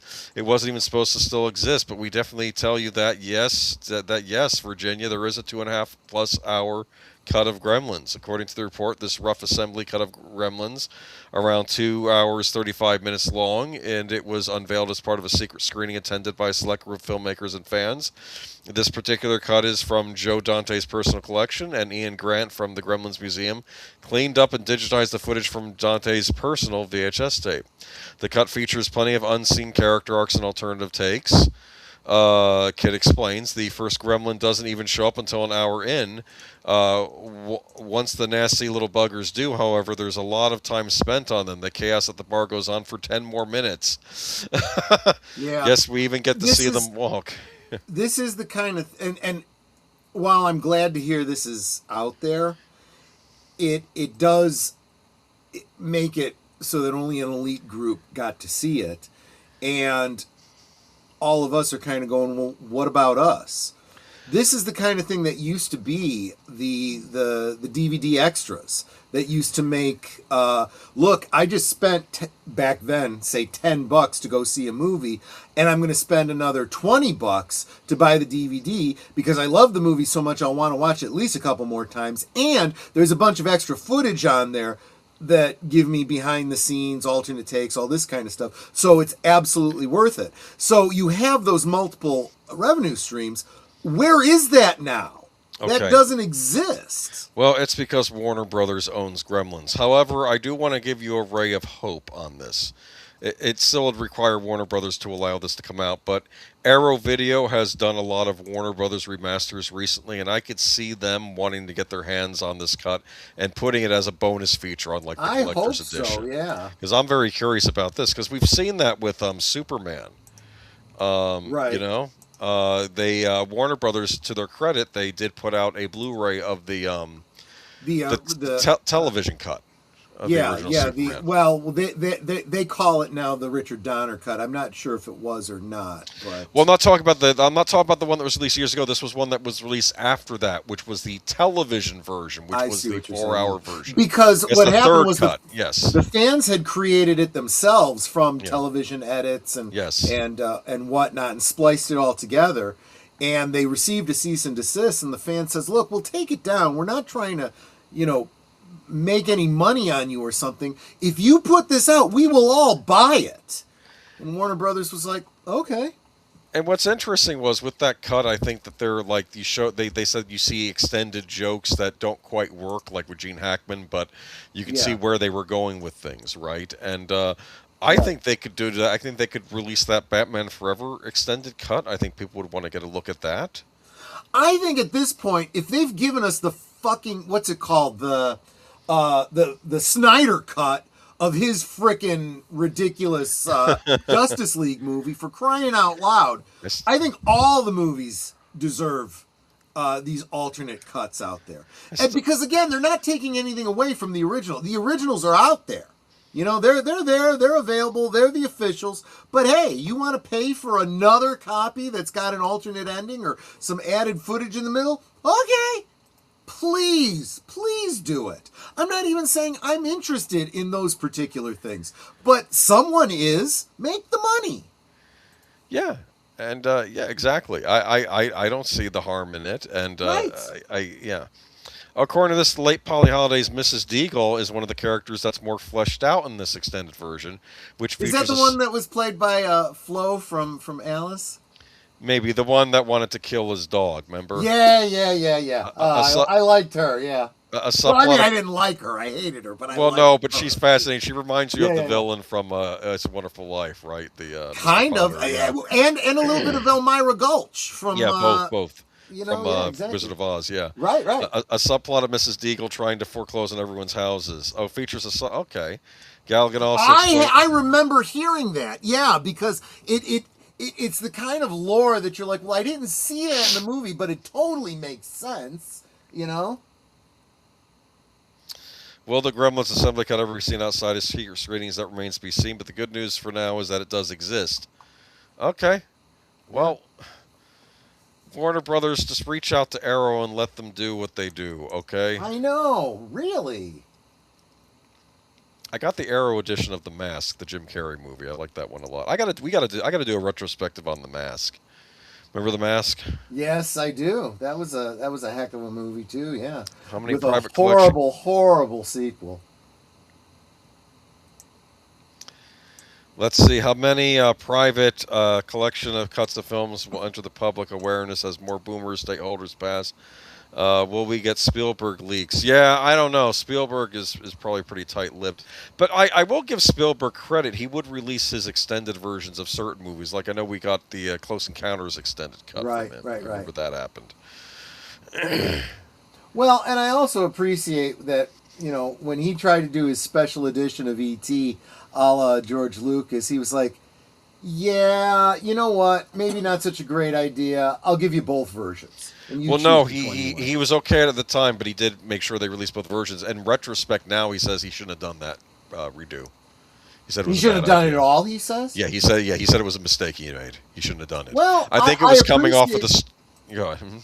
I appreciate his conviction on that, and I kind of agree, but at the same time, I don't hold it against him because, again, he didn't destroy The or original prevent you from version. getting the original, you know? Yes. That's what matters. I don't care if a director wants to do an alternative take. I just want the original version. Right. And I yell at Sergio Leone, but he was dead before this happened. But can I get my theatrical Good, the Bad, and the Ugly, please? Yeah. And I know I don't hate the added scenes. They're not bad, but I feel that's not the version I grew up with. I don't need Right. Tuco waxing philosophically about chickens. It slows the movie down. Move on. That's a scene. Yeah, I know. And there's another scene with Angel Eyes posing as a Confederate officer, and I'm like, okay, you don't have to put that fine a point on it. I'm sure he played both sides. It was bad enough that we saw him posing as a Union officer. That was enough for me. I didn't need the other part too. I Right. get it. He's evil. It's Yeah. enough. I didn't need him doing the other. There's a reason these scenes were not in the American version. Okay, just leave them Right. be. New Evil Dead coming out. I still have to watch that one that Netter gifted me. I'll make that a Oh, yeah. priority soon. The Evil Dead Burn. Yeah. Okay. I know Netter had recently watched the very first one a little while ago. Yes. The only thing I tell you, Netter, with the ones with Ash, they get funnier as they go along. They become more comedic. Okay. Yeah. And I almost early on, it ceases to be a horror film and it just becomes comedy. By the time you get to the third one, it's like a Ray Harryhausen movie. Yeah, and it's like I was saying, and nothing against Bruce Campbell. I really do like Bruce Campbell, but if you bring him in for a sequel of something, unless it was a comedy to begin with, it's becoming a comedy. I told you about that movie Waxwork that I loved so much with Dana Ashbrook, and I love that movie so much. It was a low budget horror film. Then Bruce Campbell is in the sequel, and it's like, This is not. This is a whole different ballgame. Well, well, it's funny because he what I want to mention to you, they did do a Evil Dead sequel series with him called Ash versus the Evil Dead. It was a television Right. series, Right, and it right. ran for 3 seasons. And it's funny, each episode was like a half hour long, and it almost operated like a Saturday afternoon serial if it was very gory Sure. and violent. Yeah, It was I get it. Yeah. the cliffhangers and everything, but it was a lot of fun, and that was sort of Ash's return to the franchise. So the official trailer for the 6th franchise installment, Evil Dead Burn, has been unleashed this afternoon for New Line and Warner Brothers ahead of the film possessing theaters July 10th. It's going to be one hell of a family reunion this summer. Evil Dead Burn unleashes the franchise's most savage and terrifying ride to date, blazing onto the big screen with an all-new chapter of carnage and demonic mayhem. After the loss of her husband, a woman seeks solace with her in-laws in their secluded family home. As one by one they are transformed into deadites, turning the gathering into a family reunion from hell, she comes to discover that the vows she took in life live on even in death. Evil Dead Burn is directed by French filmmaker Sébastien Van Tjek, who impressed horror fans, including Sam Raimi, with his debut feature Infested back in 2024. The film was written by Florent Bernard and Sebastian Vanisek, produced by Rob Tapert and Sam Raimi. Cast includes Sohila Yakum from Dune Part 2, Hunter Doohan from Wednesday, Lucian Buchanan from The Night Agent, Tandy Wright from Pearl, and George Puller, It Only Takes a Night. So I'm assuming these are actors. You'll know them when you see them. Probably, yeah. Okay, so I don't know. I mean, I watched the trailer. It was pretty grody. That's why I tried not to pick any pictures from it for this, because I didn't know if the... I'll be honest, after, I guess, rewatching, I can't remember if it was the first time I'd seen it or not, but recently we did see the Evil Dead. And honestly, it made me wonder what could have been. If it hadn't gone down the Bruce Campbell route, what would it have been like if they'd just stuck to the horror route? If you want the one that sticks to the horror route, I would advise you. I don't even want to call it a remake. It does take the premise of a cabin in the woods, but it's not Ash or anything. It's a new set of characters. But they did do an Evil Dead movie back in the 2000s, and they just kept it straight horror. Yeah. And that was it probably. Good? I liked it. I know people were split on it. I thought it was good. It was interesting because here's the plot. Okay. This guy's sister is on drugs again, and they're taking her out to a cabin in the woods. Him and their friend and her friends. It's sort of like an intervention, and they're going to detox her before trying to bring her to a, I guess like a rehab facility or something, right? Sure. And when she starts acting all nuts with the after they read from the Book of the Dead, you're wondering in the audience, is this the drug withdrawal or is she actually possessed? Do you understand?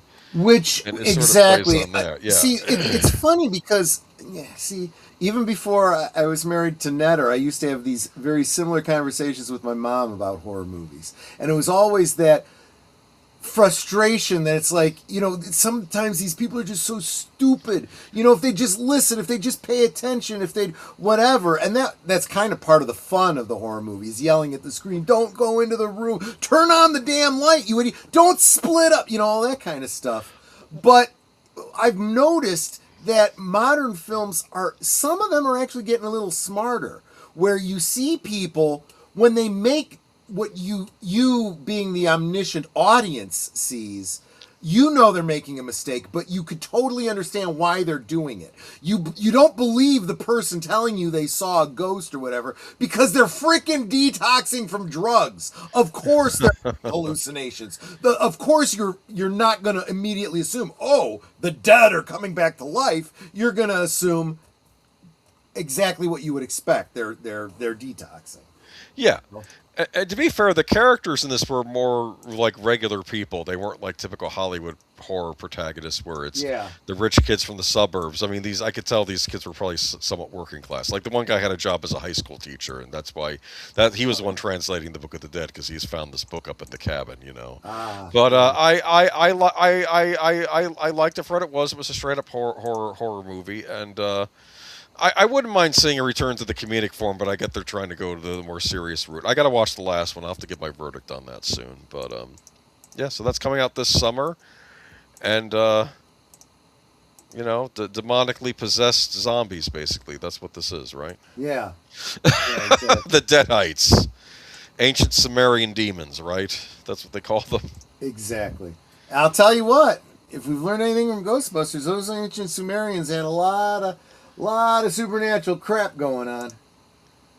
You know, they were probably worshiping things they shouldn't have been worshiping, probably. Okay, Well, anyway. that's usually what it is. Yeah, exactly. Are you excited No. for Popeye, Well, the first, Slayer as soon Man as I 2? see a freaking Baldwin in there, I'm like, I'm out. I don't know. I've never had anything against Daniel Baldwin. I don't know if he's as nuts I as don't his know him brother. from anything. I don't care. Nah, he shows up in things every so often. He's not as well known as the brother. He was on The Sopranos. He was playing the version of Tony Soprano in the fake horror movie Christopher Moltisanti was making that was called Cleaver. Because Okay. Christopher wanted to make his own version of Saw, so he called his movie Cleaver. That's And his funny. production Yeah. company got Daniel Baldwin to star, and you could tell Daniel Baldwin, the character he's playing, is supposed to be Tony Soprano in this horror movie. Nice. I think the great mistake of The Sopranos during that final season was they should have actually they shot scenes from the movie and they showed it on the show. They should have shot the Yeah. entire movie. And They just really sold it should have. as Cleaver. Yes. Kind of like the whole what was that Thanksgiving horror movie? Yes. That whole idea. Yeah.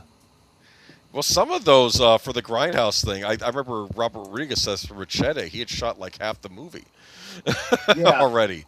So going back to film the rest wasn't as hard as people thought it was when you actually made it into a movie. But it was.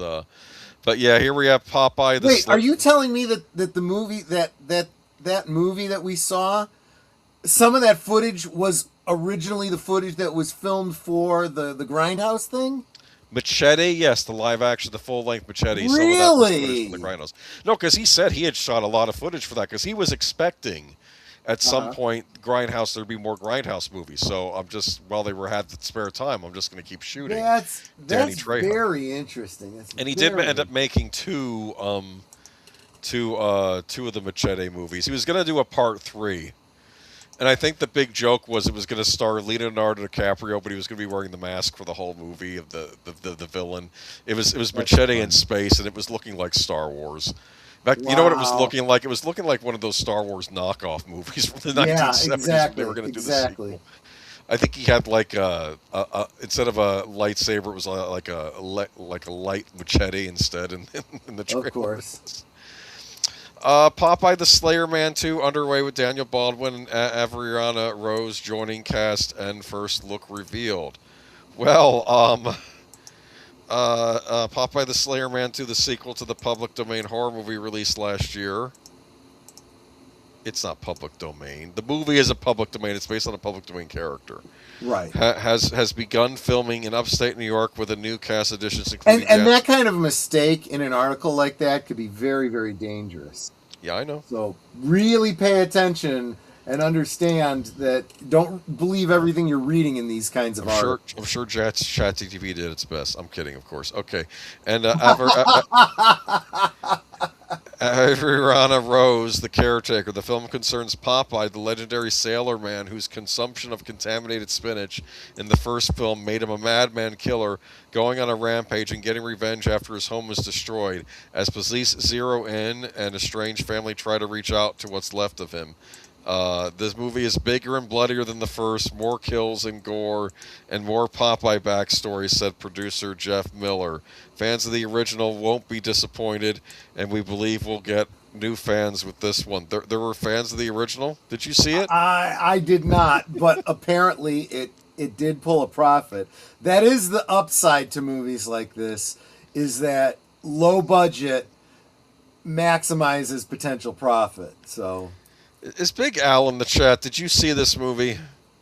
This strikes me as a movie Al would watch. We might for have his to go back to go check out Big Al Presents Yes. later, guys. See if he did a review of this. He might have done. So Popeye the Slayer 2 stars returning actor Shawn Michael Conway, Alina, blah, okay, blah, blah. And in the title role, Baldwin will play the mayor of the town and Rose, who founded anti-cyberbullying platform Babes Against Bullying, his daughter. Okay. I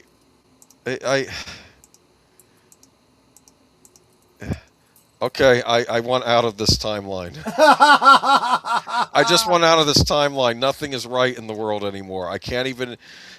Why can't they just make a cool Popeye animated movie that was fun like the old ones? No, we got to get a slasher. Well, okay? who's even making animated films anymore?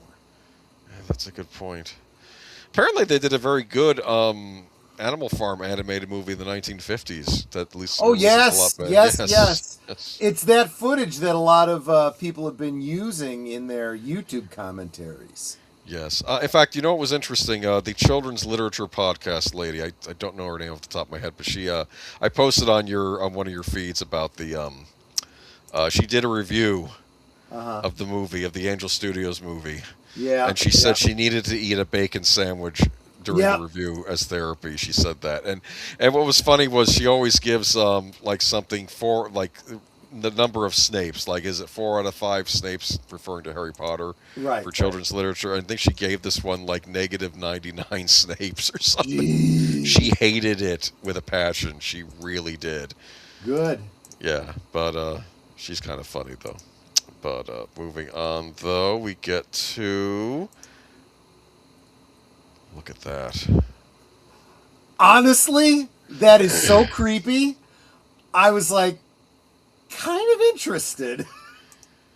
Dude, okay, so now we have the latest entry in the Pooey-verse, which I assume Popeye the Slayer Man is not, but don't quote me on that. It looks like a deranged Pinocchio. It is. That's exactly right. So they did it. They did it well then. Exactly. Pinocchio Unstrung has set its North American theatrical release for July 24th from Viva Pictures, Variety reports. Is this the same studio that gave us Bambi the Reckoning? I think so, yeah. Oh, no. Okay. The chilling reimagining of the familiar fable unfolds inside an elite London prep school. Created by Geppetto and influenced by a sinister cricket, Pinocchio launches a violent crusade to carve himself into a real boy like his brother, one piece at a time. Richard Brake stars as the obsessive Geppetto, with horror icon Robert Englund as the voice of Jiminy Cricket. Pinocchio is voiced... Oh, that's actually really a cool idea. Is he just going to be doing the Freddy Krueger voice? I hope so. Yeah, you might as well. Let's just go all in on this thing. Pinocchio is voiced by Jude Evan Lloyd and brought to life via a practical animatronic created by Todd Masters from Tales from the Crypt fame. That's interesting. Yeah. Cameron Bell, Jessica Balmer, Jack Art Gray, and Peter D'Souza Finoni round out the cast. Reese Frake Waterfield, Winnie the Pooh, Blood and Honey, writes and directs this British slasher, in addition to producing alongside Scott Jeffrey via their Jagged Edge Productions. Pinocchio Unstrung has a world premiere at last month's Brussels International Fantastic Film Festival, where an attendee passed out due to the extreme gore. Wow, that's a selling point, isn't it? I guess it is. Yeah, that you know someone in the production company heard about that and they're like, "Yes, we've done it. We're gonna make $1 million." I don't know if I can do this. Okay, it's the 5th entry in the Twisted Child universe, following Winnie the Pooh, Blood and Honey, and its sequel, Peter Pan's Neverland Nightmare and Bambi the Reckoning. The Poohverse will continue with Winnie the Pooh, Blood and Honey 3 currently in production. So I guess those Cinderella movies aren't part of the Poohverse. Okay. Oh, in Poohverse, Monsters Assemble slated to shoot this summer. Wow, of course. Wow. I don't know, man. You're at a loss for words. I'm at a loss for words. Is he gonna be like stealing people's skin and putting it on its body? Is that what he's gonna be doing in this? Well, that could be cool. Just trying to think of the lowest denominator. It's gonna be like Texas Chainsaw Man. There's got to also be some sort of a scene where a dead body's found, and it's like in what was it? Was it Dream Warrior or one of those Freddy Krueger movies where the guy is being walked around like a puppet by his sinew, you know. Maybe. I've actually started watching all those again, the Nightmare on Elm Street. Yeah. So I'm up to part 3 now because I said, you know what, we've never actually watched these back to back. In fact, I don't think I've seen some of the later ones, so we're just going to go through it. I wonder if Hey, there's going if to be. you need me to hook you up, I got the I've got a copy of the series, the entire. Oh, yeah, I'll let you yeah. know about that. Maybe when I'm with the movies. I'm curious Yeah. about the series. Neverland Nightmare was actually kind of creepy. See, I'm worried about this. Is this nose going to grow and like hit people or something? Oh, I forgot about the nose growing aspect. Yeah, there's some things they could do with Or that. maybe he kills people that lies. That's nightmare feel right there, man. Yeah. Well, see, and this is when this whole trend first started, I rolled my eyes and guffawed. But the more I think about it, and you really think about some of these fairy tale stories, you realize that if you go back to their real origins, there's some creepy ass shit in there, you know? And it's like, it lends itself to a horror movie, so you know, why not? It's not like we haven't seen Red Riding Hood with werewolves and things like that, you know? I mean, Yeah, I remember that one, but I don't know, man. Like, I have a question. Did you see the Goodbye Christopher Robin movie about the writing of the book? I did not. I have Okay. it, but I haven't watched it Okay. yet. Well, I guess you'll get to the G's eventually. Yes. So Yeah, exactly. That's I'll be true. curious to hear your thoughts on that because there's some disturbing stuff in the background of how that book was created too. Actually. So. I'm kind of aware of the history on that. Yeah. So, So it's just interesting, but okay. Moving on to our final story of the night. What is it? I know. Netter, I what do you know think what this that is? It Chat. looks like the back of a fat bald man's head. Well, How about you she's in the pretty chat? Close. Chat, anybody know what this is? Imagine if it was somebody in a swivel chair and they were to turn around. What would that face look like? Do you know? 5, 4, 3, 2, 1. Okay, I will break it to you.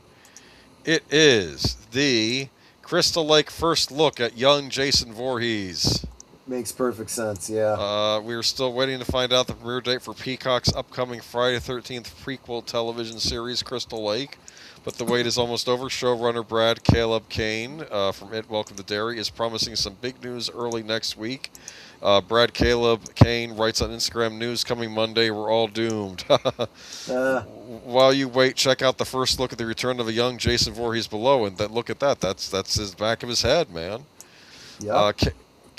Kalen Vinson from Chucky is playing young Jason Voorhees in Crystal Lake, which will tell the origin story of the masked slasher who has stalked the grounds of Crystal Lake for decades. Linda Cardellini stars as Pamela Voorhees. Oh, really? Wait, who's playing Pamela? Linda Cardellini. You know her? She was on Freaks and Geeks years ago. Yeah. Yes. Yeah, I don't feel great about that. Hawkeye's wife in the Avengers movie, remember? Yeah. And Velma in the good Scooby movies. Here's what I know you're thinking. You're thinking she's too pretty to be playing Pamela Voorhees, right? Yeah, but they also put what's her name? Vera Farmiga as Norman Bates' mom. Oh, yeah, that's a good point. What I was going to say is Aunt May, played by that pretty brunette chick. From My Cousin Marissa Vinny. Tomei. Marissa Tomei, yeah. Yes. Let's see. The cast also includes William Catlett from Abigail, Cameron Scogging from Nashville, Devin Kessler, Godfather Harlem, Gwendolyn Sundstrom, Nick Corderleone from Warrior, Joy Soprano, Fleischman is in Trouble, Daniel Koch from Sinister, Christopher Denham from Shining Girls, Nancy Nagrant from The Marvelous Mrs. Maisel, and Phoenix Parnevek. The 8-episode series will be directed by Michael Lennox from Dairy Girls, Celine Held, and Logan George from Caddo Lake, and I've not heard of any. Queen Tran from The Pit. I've heard of The Pit because The Pit is basically ER, modern ER. From A24 and streamer Peacock, Crystal Lake will notably feature will notably be the first official Friday 13th project since the Platinum Dunes remake of the original came out in 2009. Yeah, Question. That's Yeah, partly because of all the rights-related issues that it's been having. so I know that one of the issues is that someone has the rights to Jason with the hockey mask, correct? Right. But Jason didn't wear the hockey mask at first. He was, Right. in fact, he wore a burlap sack in one of the movies, as I recall. Which honestly, I think is going to lead into the same kind of problems that you saw with the whole Hannibal goofiness, where that had two different rights-related things going on. Yeah, with it. Clarice Starling was owned by one company, and Right. Hannibal Lecter owned by another one. So when they did that, when what's his name, Kurtzman did his Clarice Starling prequel series, And there's your other problem. Kurtzman was involved, so they couldn't have Hannibal Lecter on it. Now, when they did the Hannibal television series, they focused on the guy from Manhunter, the one who took Hannibal Right. down, and that it was more about him than Clarice Starling. They didn't have Clarice Starling on the show; it was more about Right. him. And they even redid some of the other.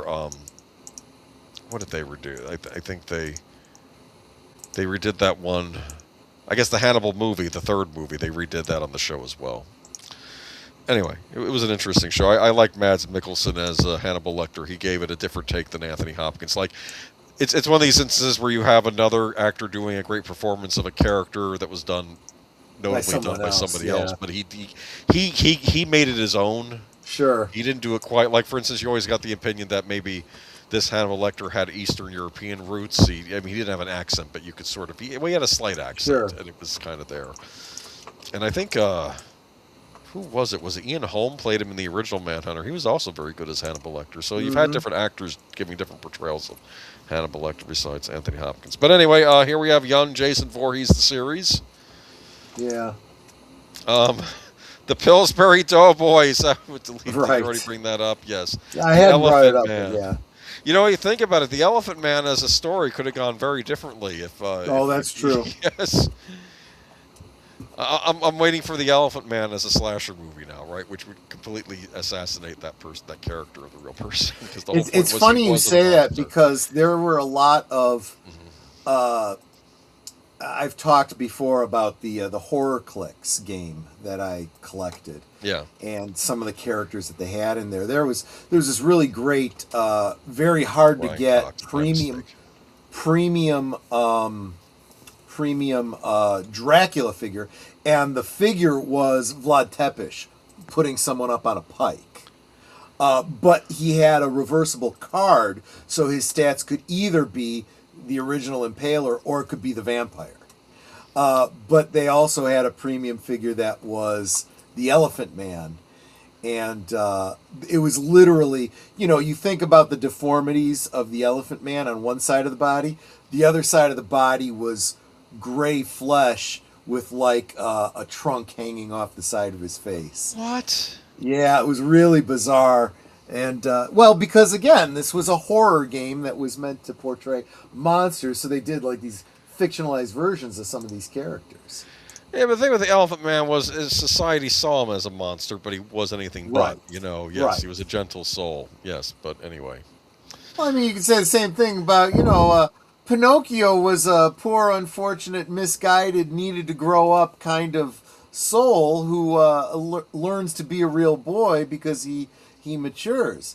But you could totally see him being a crazed monster going the opposite way, It's all in the stories you tell. I suppose. I just don't know about the Pooey-verse. I'm still not sold on it. I'm not trying to sell you on it because I'm expressing some interest. That doesn't mean I'm trying to convince anybody of anything. Well, you know what? Maybe the day will come where we'll have to all check those out. But anyway, that's it for tonight.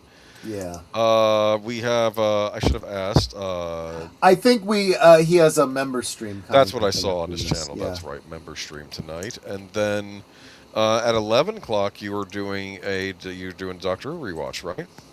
I am. It is part 1 of the Reign of Terror. And look, before I get any of you saying, "Oh, that's not the way it really went in revolutionary France," this is at least as historically accurate as that Napoleon movie. Just saying. Well, as Ridley Scott would say, were you there? Plus, well, actually, the excuse on Doctor Who with the Doctor being there, he might have changed events. Oh, there you go. There you go. I won't see young. It's a fairly infamous serial, actually. It was the end of season 1, and it was a pretty dark, well, as you would expect, a pretty dark series, or story arc to go out on. And they really did think that was going to be the end of Doctor Who, that it was just going to end there. Also, two of the 6 episodes are missing, but they have been reconstructed using animation. So I will be bringing you the entire series, including those animations. So Susan's head gets lopped off in animation. I see. I'm kidding. That doesn't. Actually, the transitions between the live action and the animation are pretty good. No, yeah. I've seen some of the Troughton ones done that way. They actually they do their best to make studio it seem, does that. Yeah. I think they do their best to make it seem like the live action as well. Those of you that have been following Doctor Who along with me have noticed you end with a scene. It's like those old serials, Buck Rogers and all those. You'd go to the movie theaters and watch, those old serials. It ends on a cliffhanger, and then the next one starts out with the last scene of the previous one. So you see that, and then you continue on from there. Doctor Who's been doing that every time. So it's very clear that the people that did this animation are looking at the establishing shot from the previous episode and the starting shot of the next one to be their beginning and end scenes. And it's working out just perfectly. Since I tend to edit 2 episodes together, I cut out the closing and opening credits and blend it together so it's one almost full hour episode. It actually works pretty well. I really like it. Yeah, it sounds fun. Yep. So if you want to join me tonight at what time? 11:30 Central, 12:30 a.m. Eastern. After deleted scenes. Members. Yes. All right, y'all. You have a good night, and of course you can tune in on Troy's channel tomorrow for the Monday Night at the Movies. And yep. And we shall play a game. I think it's very timely. So yeah. I think it is. I think it absolutely is. All right. Y'all have a good evening. Thank you for tuning in. Night, everyone. Bye-bye. Bye. Happy Monday.